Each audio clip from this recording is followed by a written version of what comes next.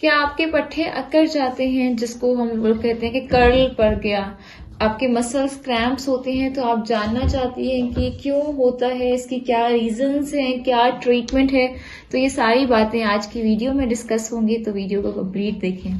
السلام علیکم، دس از می ڈائٹیشین سمیہ اظہار۔ آج کا جو ہمارا ٹاپک ہے وہ ہے مسلز کریمپس، جس کو پنجابی میں کہتے ہیں کہ کرل پڑ گیا، جسے ہم کہتے ہیں پٹھے اکڑ گئے، پٹھے سکڑ گئے، یا رگ پہ رگ چڑھ گئی، اس طرح کی چیزیں ہم لوگ یوز کرتے ہیں بیسیکلی اس میں جو پٹھے اکڑ جاتے ہیں، ٹھیک ہے۔ تو اب یہ جو مسل کریمپس ہے نا، یعنی پٹھوں کا اکڑ جانا، یہ چونکہ پٹھوں کی جو سافٹنس ہوتی ہے نا وہ تھوڑی کم ہو جاتی ہے۔ اب اس کی بہت سی ریزنز ہیں، کازز ہیں۔ سب سے پہلے تو ہم یہ دیکھ لیتے ہیں کہ یہ ہوتا کیوں ہے۔ دیکھیں، ایک تو اس کی ریزن یہ ہے کہ واٹر ڈیفیشنسی، جو لوگ پانی کا انٹیک کم کرتے ہیں، پانی کم پیتے ہیں، ان میں جو ہے یہ جو پٹھے اکڑنا اکثر رپورٹ کیا جاتا ہے۔ سیکنڈلی، وہ لوگ جو ایکسرسائز کرنے لگ جاتے ہیں لیکن باڈی کو وارم اپ نہیں کرتے۔ ہم اکثر ویڈیوز میں دیکھتے ہیں نا، جو یوٹیوب پہ بھی آپ لوگوں نے دیکھا ہوگا، جب جو ہے وہ ڈفرینٹ ٹرینرز ایکسرسائز کرواتے ہیں تو وہ پہلے اپنی باڈی کو وارم اپ کرتے ہیں، یعنی تھوڑا سا آپ کو پسینہ آنا شروع ہو جائے۔ اگر آپ آئے ہیں ڈائریکٹ آپ ہیوی ایکسرسائز کرنے لگ جائیں گے، اس سے بھی پٹھے اکڑ سکتے ہیں۔ تو جب بھی کوئی آپ نے ایکسرسائز کرنی ہو، تھوڑا سا اپنی باڈی کو وارم اپ کریں، ٹھیک ہے۔ اس کے علاوہ جو تیسری اس کی ریزن ہے وہ یہ کہ ایک ٹائم، لمبے ٹائم کے لیے سیم پوزیشن، جیسے کہ اکثر بینکرز جب میرے پاس آتی ہیں تو ان کی چونکہ ایک سٹنگ جاب ہے، کنسلٹنٹ کی یہی ہوتی ہے، I also been a part of this, کہ سیم ایک ہی جگہ بیٹھے رہنا۔ تو جن لوگوں کی اس طرح کی ڈیوٹی ہے کہ ایک ہی پوزیشن پر لمبے ٹائم کے لیے بیٹھے رہتے ہیں، تو ان میں جو ہے یہ ایشوز آ سکتے ہیں۔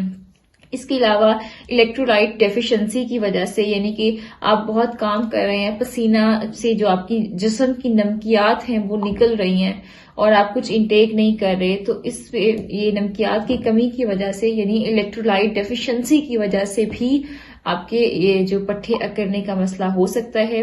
لاسٹ، آپ کو اگر ڈائبٹیز ہے تو اس میں بھی یہ ایشوز ہو جاتا ہے۔ تو اب اس میں دیکھ لیتے ہیں کہ اس کا ٹریٹمنٹ کیا ہے۔ دیکھیے، اب آپ کو پتا ہے آپ کے پٹھے اکڑ رہے ہیں، اب اس میں اس کی کمی، اس کی کاز کیا تھی؟ Water deficiency.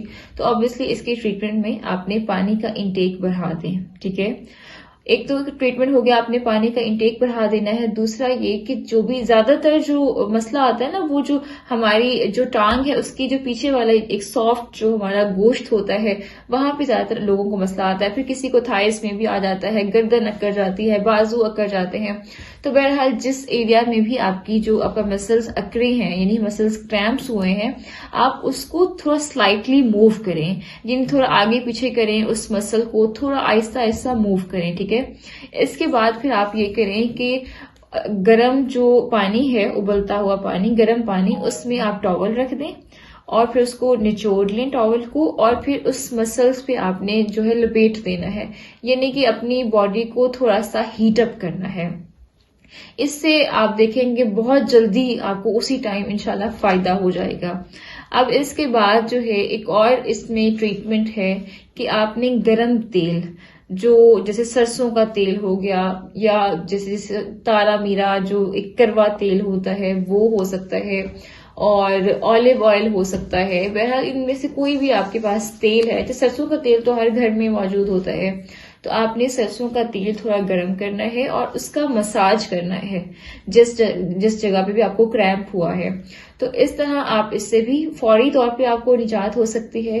تو یہ تو ایک اس کا آپ سمجھ لیں فوری ٹریٹمنٹ ہو گیا کہ آپ نے وہ جو ٹاول ہے، گرم تولیہ رکھ لینا ہے یا پھر وہی مساج کر دینا ہے۔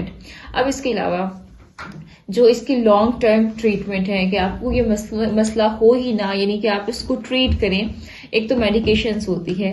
میڈیسن میں یہ ہوتا ہے کہ اگر جو لوگ بہت لمبے ٹائم کے لیے میڈیسن یوز کرتے ہیں نا، تو وہ چونکہ پٹھوں کو سافٹ کرنے کے لیے ہوتی ہے، تو زیادہ استعمال سے پٹھے بہت زیادہ سافٹ ہو جاتے ہیں، یعنی آپ کی باڈی لوز ہو جاتی ہے۔ آپ 40 ایئرس کے ہیں، آپ 50 60 کے لگ رہے ہیں، اس طرح والے مسئلے ہوتے ہیں۔ تو اس لیے میڈیکیشنز پہ بہت زیادہ ریلائی نہیں کرنا چاہیے۔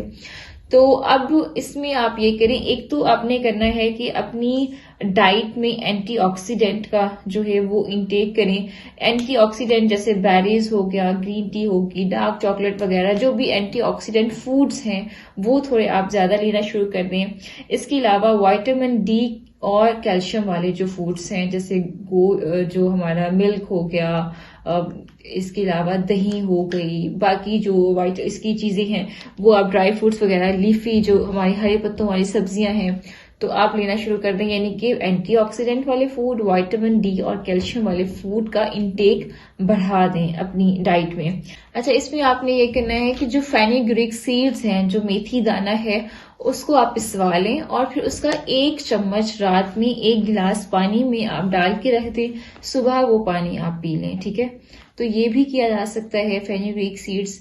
اور یہ آپ نے کافی لمبے ٹائم کے لیے لیں، کچھ منتھس کے لیے لیں. اور اس کے علاوہ جو ہے جن چیزوں کو اوائڈ کرنا ہے، دیکھیں ہم نے کازز ڈسکس کر لی، ہم نے ٹریٹمنٹ کو ڈسکس کر لیا، اب لاسٹ چیز ہے اوائڈ کرنا. کیونکہ اگر آپ ٹریٹمنٹ کے ساتھ وہ چیزیں وہ کام کرتے رہیں جس سے بیماری مزید ورس ہو جاتی ہے تو وہ پھر فائدہ نہیں ہوتا. ایک تو آپ نے ٹھنڈا پانی اوائڈ کرنا ہے، دوسرا جو ہے ٹھنڈے پانی میں نہانا نہیں ہے، یا نارمل ٹیمپریچر لیں، اگر سردیوں میں تو کوئی بھی نہیں، لیکن ٹھنڈے پانی میں نہانا نہیں ہے.